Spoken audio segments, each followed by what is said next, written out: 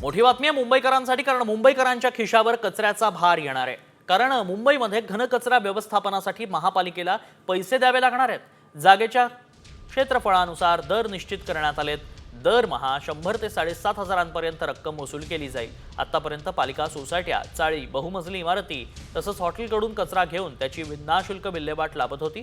खाणं पिण्यापासून कचऱ्यापर्यंत टॅक्स भरावा लागणार आहे।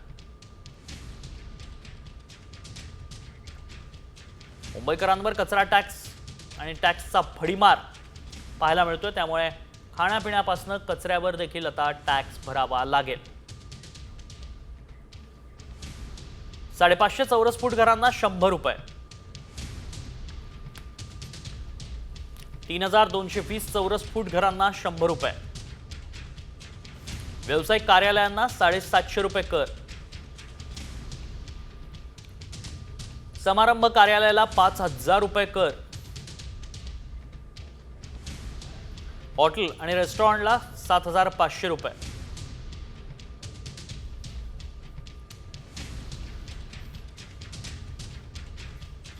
मुंबईकरांवर कचरा टॅक्स लादण्यात येतोय, त्यामुळे व्यावसायिक आस्थापनांसाठी देखील 500 रुपयांचा कर आकारला जाईल। घरांसाठी देखील आता हा कर लागू असेल, त्यामुळे मुंबईकरांच्या खिशावर कचऱ्याचा भार पडणार आहे।